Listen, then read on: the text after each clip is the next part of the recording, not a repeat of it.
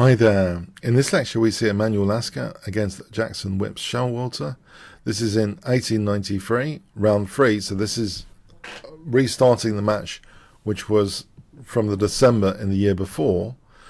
We have d4 from Lasker, d5, knight f3, knight f6, and now e3. Lasker has a very specific idea here after e6. Bishop d3, we have b6, slightly passive, and actually Lasker recognizes, it seems, the power of the Stonewall Attack system. The Stonewall defense is sometimes used by Magnus Carlsen nowadays in one-day, games, FIDE games, very serious games, and he's been using the Stonewall defense with great effect. Here we see a Stonewall attack, white using the dreaded Stonewall attack. So knight bd2 helps control e4. That's a higher priority than castling. Bishop b7. And we have knight e5, so the knight is ready to be supported now with f4. This is starting to evolve into the Stonewall attack structure. The bishop is the classic downside here. It doesn't seem in harmony with the structure. But there are other perks here for white to have. Black castles, and now queen f3. This is a great idea with great attacking potential. White doesn't necessarily need to castle routinely. So we have here c5. c3, queen c7, and a very, very interesting move now from Lasker. Guess what Lasker plays in this position? So this is really quite punishing of seemingly passive defense, which lets white essentially do what they want. So what would you play here for 100 points? Great attacking move. Okay.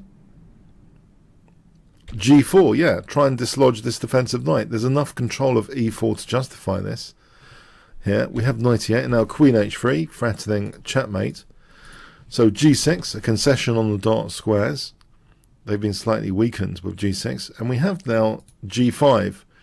White is ready for f6 now to open up a semi-open file against black's king. It's a very dangerous situation for black.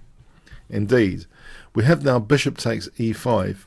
If f6, just to show this, white could take on f6 and actually play knight takes g6 straight off the bat to open up things against the king. This position looks to be untenable for black. White's going to build up massive pressure, and for example this situation is going to be much better for white. But what is black doing here? It starts to be extremely dangerous essentially for black. So anyway, bishop takes e5, f takes e5. And black tries to set up a blockade with the knight to start off with. Rook g1, knight d7, and we have knight f3, rook fc8, bishop d2. There's no real entry points on this c file. We have a6, queen f1,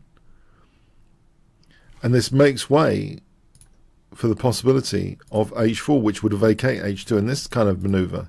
So this is working really well.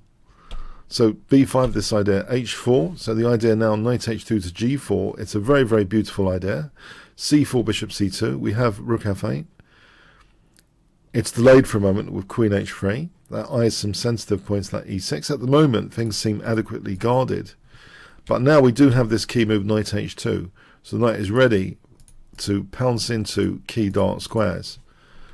b4, knight g4, and now very desperate looking b3. This is ignored with bishop d1. It could have actually been taken. It doesn't give black, it seems, too much counterplay. White could actually here, white doesn't have to take on b3. Even white could just play bishop d1. And for example, knight f6 check here. And then taking out h5. And then maybe taking on b3 later or taking on h5. The options are wide for white here. But okay, it's ignored for the moment, bishop d1. If black takes, then there's really no counterplay. Black really wants to try and open up perhaps this diagonal for the bishop, but it's not going to happen that easily. Knight f5, h5, white is making progress. Before there's any resources for black at all, h5 will guarantee, it's guaranteeing attacking potential. So this round 3 game is in stark contrast to the grinding game of the first round. This is, where the Berlin defense, Lasker has basically avoided the Berlin defense with his opening choice here. And perhaps, if you think about it, this is the kind of opening switch which Garry Kasparov could have done against Vladimir Kramnik instead of endlessly playing into Kramnik's Berlin defences. But I personally suspect about that match, by the way, the Berlin defence match, that Kasparov actually felt quite comfortable handing it to Kasparov as his successor. So he didn't really mind. He didn't really switch up his openings. But if he really was determined to win that match, switching up the openings like Lasker's already done in round 3 and a Stonewall attack, this is really stunning. King G7, away from the Berlin defence, just getting an attacking position. Knight F6, Rook H8, and now Bishop G4. We have Knight E7. If Rook AC8, just to show some of the dangers here, White could take on B3, and there's a very interesting resource in this position, the so-called dead bishop. Is it totally dead? What does White play here for 200 points? This is just a fictional variation, but there's a very fascinating resource in my view here.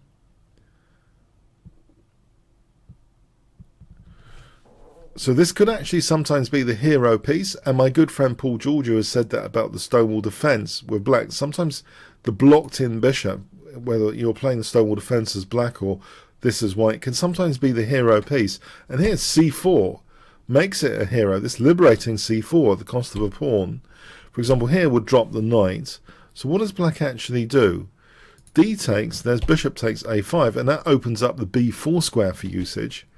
So bishop takes F5, check, and if we have the king on F8, bishop B4 check is vicious. Look at this. The knight's controlling key squares. That's a really vicious check, just winning the game. So that kind of stuff is absolutely wonderful. If bishop A8, rook takes A5, again, H6 check and bishop B4 check, this is really vicious. So, that is a very interesting idea. So anyway, knight E7 was played though. And we have now another beautiful idea actually in this particular position with this knight retreat. Guess what Lasker plays here for 200 points? It really is a wonderful idea. The king is exposed basically with this next move. Okay, it's actually offering the bishop. Bishop takes E6. Now knight takes E5 is played, a counter sacrifice immediately. If F takes, queen takes E6 is very dangerous for black. So what does black actually do here? If, for example, rook E8, then check, knight takes D7 is winning the queen. Or we can just go for a checkmate, look for a strong move. If you see a strong move, queen F6 check and queen G7 is mate. So we have this counter sack. It's a very, very desperate counter sack. D takes E5 and now F takes E6. If queen takes E5, then H6 check and knight D7 check is winning the queen. So, that's absolutely crushing stuff. So we see F takes E6, queen takes E6. So because both sides have sacked pieces, we're back to, white just non-controversially having the advantage. We have rook A6, H6 check, which for the moment shuts down the rook. And now in this situation, there's a beautiful move to exploit the F file and the advantages generally. What would you play here with white? Yeah, queen D7. It doesn't matter about the exchange of queens. So queen takes is played. If queen takes E5, there's a killer common square. Queen takes E7, pardon me. Sorry, queen E8 is checkmate. So queen takes D7 is played. Knight takes D7 check, king 8, knight C5, rook A7. Here, if rook B6, A takes B3 is strong. That knight is holding the B3 square, and knight takes, rook takes A5 is going to be a huge advantage for white. This is just, white's absolutely winning here. So rook A7 was tried. We have similar situation. White is absolutely winning here after rook F1. Bishop C6, knight takes B3, A4, knight D4, that's a beautifully central knight on a dark square, rook F8, and now rook F6. Look at this control of the dark squares, the grip on the dark squares, it's wonderful. Bishop D7, and now E6, this is just so crushing. Bishop C8, if rook takes F6, then we can take here with check first, piece up, thanks very much. And, just mop up here.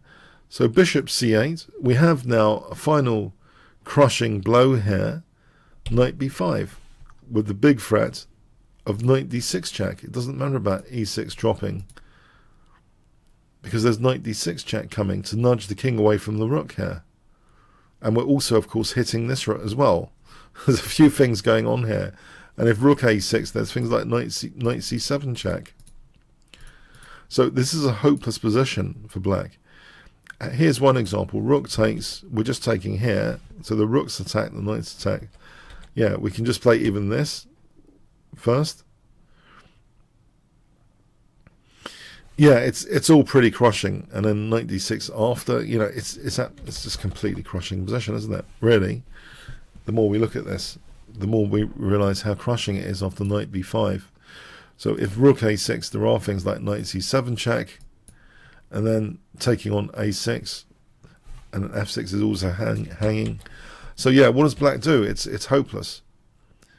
Bishop takes, we can take on f8 and take on a7 as an example. So yeah, a really crushing game, and a fantastic contrast from the Berlin defense game of round 1 in the previous year, in December of the previous year. So yeah, Lasker's really able to shape his openings in match situations, trying to maybe probe for the opponent's weaknesses, and you know, try for more to get more of an opening advantage. If he's up against a very solid Berlin defense player, he will switch, unlike Garry Kasparov, who didn't switch against Vladimir Kramnik in the Brain Games match, which I had actually gone to with my good friends, you know, Alexei Volontis and Kostas Karianis. We saw that Brain Games match, and it was a bit sad that Kasparov was, you know, continually neutralized with the white pieces. Lasker's having none of this, and this is in 1893. He's having none of this. He's switching his openings up, you know, with d4, d5, knight f3. So that's a good lesson for us, you know, especially if we're in a match situation, you know, maybe a friendly online match, you know, a series of games against the same player. You know, the idea of experimenting with the openings, seeing where they're strong, seeing where they're weak. If you're wanting to have a good performance on the day rather than your long-term growth potential, then, you know, tweaking the openings can help like this, changing the openings. Seeing, you know, here, it seems as though Showalter's got a slight weakness in these very closed positions and can sometimes play overly, you know, passively. Okay. I hope you enjoyed that. Thanks so much.